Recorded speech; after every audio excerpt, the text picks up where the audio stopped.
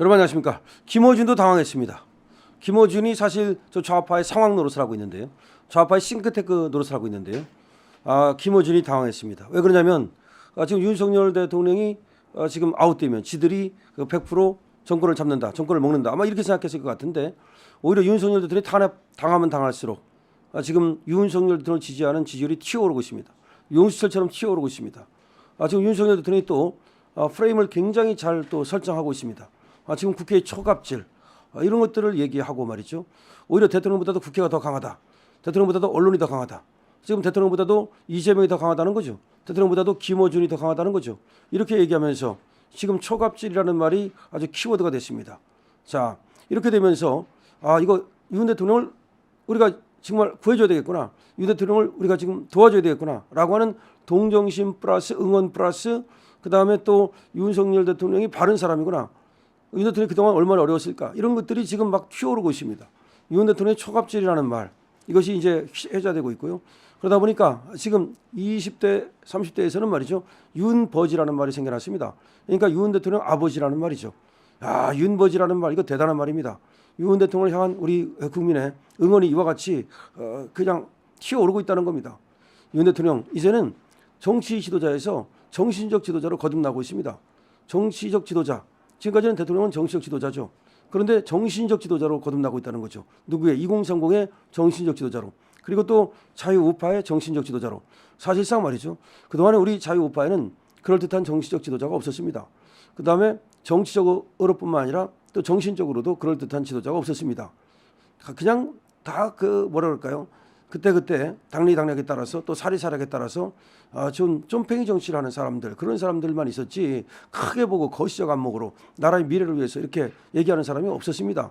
홍준표가 뭐 정치적 지도자라고 하지만 홍준표의 경우에도 보면 왔다 갔다 하고 그다음에 오세훈의 경우에는 기회주의적이라는 그런 또 상당히 그런 인식이 많습니다. 제대로 된 우리 자유우파의 지도자가 누구냐? 없다라는 것이 정답이었습니다.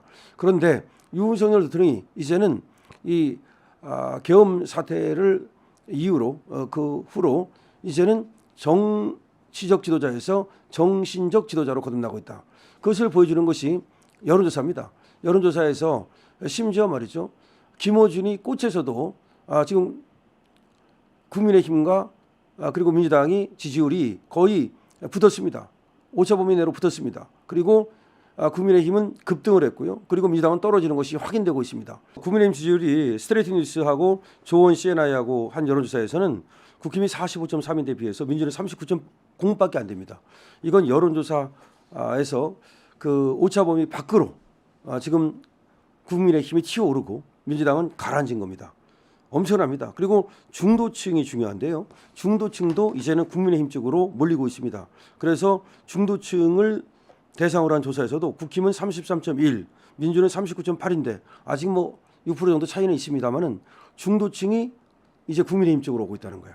원래는 보수가 더 많아요. 보수가 40%고 그다음에 저 진보가 22%거든요. 그래서 보수하고 진보의 싸움에서는 그대로만 가면 보수가 이겨요. 근데 중도층이 38%인데 얘들이 진보 쪽으로 붙으면 이제 보수가 패하는 거죠. 근데 얘들이 이 보수 쪽으로 붙으면 보수가 이기는 거죠. 지금 이러한 구도인데 지금 중도에 지금 민주당 39.8, 국힘 33.1로 중도층도 국힘 쪽으로 많은 지지가 일어나고 있다는 겁니다. 자, 이와 같은 전체 상황을 보면 말이죠. 이제 윤석열 대통령을 향한 이 국민들의 어떤 응원과 지지가 단순한 어떤 응원과 지지 차원이 아니고 윤 대통령을 정신적 지도자라든지 내지는 대한민국의 지도자로 지금 보는 그런 시각이 생겨났다는 거예요. 그게 왜 그러냐면 윤석열 대통령이 자신을 희생했다는 그런 어떤 인식이 퍼지기 때문입니다. 원래 대통령이 무엇이 아쉬워가지고서 무슨 제대로 말로 하면 뭐 내란을 했다고 그러는데 아니 정말 내란을 할 이유가 뭐가 있겠습니까? 무엇이 아쉬워서 계엄을 했겠습니까? 뭐 계엄을 해가지고 정권을 찬탈하려는 것도 아니고 계엄을 해가지고 무슨 이유가 있겠습니까? 제대로 마치 그 계엄을 해가지고서 뭐 영구 집권을 꿈꿨다는 식으로 얘기하는데 그게 말이 됩니까? 자, 그러면 윤 대통령이 계엄을 한 이유는 분명히 윤 대통령이 얘기하는 것처럼 무슨 위기의식 때문이라고 봐야 됩니다. 근데 그 의식이 뭐냐면 이 국회 민주당의 초갑질입니다. 그러니까 민주당의 초갑질로 인해서 우리나라 국가 기능이 사실상 마비됐습니다. 아니 감사원이 마비되고 그다음에 서울중앙지검이 마비되고 방통위가 마비되고 이 법무부가 마비되고 이게 무슨 나라입니까? 이게 나라라고 말할 수 있습니까? 그렇게 해가지고 대통령이 어떻게 그 정치를 할 수 있겠습니까? 그렇게 해가지고 정치를 어떻게 하고 행정을 어떻게 하겠습니까?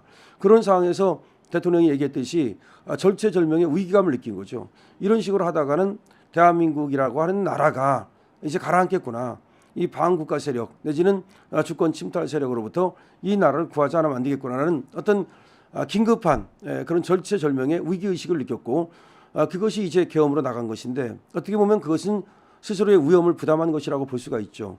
그러면 자기를 희생해 가지고서 지금 나라를 구하겠다는 그런 인식이 깔려 있다고 볼 수가 있는 거죠. 근데 그것을 갖다가 국민들이 이제 알아챘다는 거죠. 처음에는 계엄을 했을 때 이해를 못했죠. 그런데 지금은 그래서 계엄을 했구나. 특히 감수성이 예민하고 그리고 어떻게 보면은 더 아주 예리하게 그렇게 사태를 바라보는 그런 순수하게 바라보는 2030이 윤석열 대통령의 가치를 먼저 깨달은 겁니다. 그래서 윤석열 대통령에게 우리를 위해서 그랬구나. 그런 인식을 갖게 되고 윤 대통령 또한 2030을 내가 보호하겠다. 그러니까 보호자의 위치가 된 거예요. 2030이 기댈 사람이 없었는데 이제 윤 대통령이 일종의 기댈 사람이 된 거예요. 그러니까 윤버지가 된 거야. 그러니까 뭐 삼촌 같고 그리고 아버지 같고 또 형 같고 이렇게 된 거야. 근데 나이로 볼 때는 이제 뭐 2030한테는 아버지 뻘이니까 그래서 윤버지라는 말이 생겨난 겁니다. 2030의 윤 대통령에 대한 그 열화와 같은 어떤 지지가 지금 함축된 말이 윤버지라는 말입니다.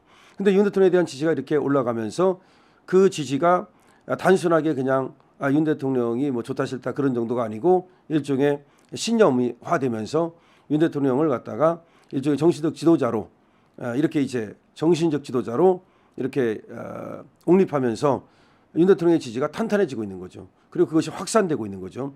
그 여파로 이재명의 지지율은 떨어지고 있는 거죠. 근데 이재명의 지지율이 떨어지고 있는 정도가 급하죠. 그리고 떨어지는 정도가 지금 멈출 것 같지가 않죠. 그래서 지금 민주당에 비상이 걸렸다는 말이죠. 민주당은 어떻게 생각했냐면 윤석열 대통령만 사라지면 그냥 이재명이 대권 먹는다라고 생각을 했었죠. 그런데 그것이 아니라는 것이 지금 확인되고 있죠. 그러니까 급 당황했습니다. 이재명은 어차피 말이죠. 윤석열 대통령이 사라진다 하더라도 자기가 대통령이 되지 못한다면 의미가 없어요. 죽 서서 개 주는 겁니다. 자기는 감옥에 가야 됩니다. 민주당의 다른 사람이 누군가가 예를 들어서 민주당에서 이재명을 제낀다면 그 사람이 이재명을 봐줄 리가 없는 거죠. 그러니까 오히려 그 사람은 이재명을 더 감옥에 보내려고 그러겠죠. 따라서 이재명은 본인이 이제 지금 대통령이 되지 않으면 감옥에 가야 되고 그 감옥도 굉장히 길어질 수밖에 없어요. 대북송금이라든지 이런 것들은 대장동도 그렇고 이 전체 법대로 하면 이거 무기징역이 나옵니다. 다 합하면 당연히 무기징역이 나오고 한 건 갖고도 무기징역이 나올 수 있어요. 그러면 이재명은 희망이 없어요. 자, 그런데 더군다나 지금 대북송금 이런 것들이 미국에 의해서도 찍혔기 때문에 그렇게 봐도 희망이 없어요. 국내적으로나 국외적으로나 희망이 없어요. 그러니까 이재명 입장에서는 지금 어떻게든지 윤을 갖다 꺾고서 그다음에 자기가 이번에 대통령이 되는 수밖에 없는 것인데 윤 대통령이 오히려 구속되고 윤 대통령이 오히려 핍박받는 이미지가 형성되면서 이재명이가 오히려 몰락하고 있다는 거죠. 아이러니하죠. 그러니까 윤버지, 윤 대통령에 대한 엄청난 신드롬이 생기면서 이재명은 지금 나락으로 떨어지고 있다. 그러니까 이재명과 윤석열은 어떻게 보면은 저번에도 대통령 될 때도 이재명을 아까 가까스로 꺾고 그러니까 아슬아슬하게 이기고 윤 대통령이 되잖아요. 그게 운이라고도 볼 수 있는 거예요. 근데 거기서 졌듯이 또 윤석열하고 이재명이 붙으면 또 진다는 거야. 근데 그걸 모르고 이재명은 또 윤석열한테 개기는 거야. 근데 윤석열이 감옥에 갔으니까 내가 이길 것이다. 그렇지 않다는 거죠. 감옥에 가서도 이긴다는 거죠. 윤석열이가. 무슨 말이냐. 윤석열 지지율이 올라가면은 윤석열이 부활할 수도 있고 설사 그렇지 않다 하더라도 윤석열이 찍는 사람이 다시 다음 후계자가 될 수밖에 없는 거거든요. 그런 측면에서 이재명이는 윤석열이라는 임자를 만났다. 그러니까 윤석열을 결코 뛰어넘을 수 없다. 어떻게 윤버지를 이길 수 있겠습니까? 파이팅입니다. 강실업 TV 고맙습니다.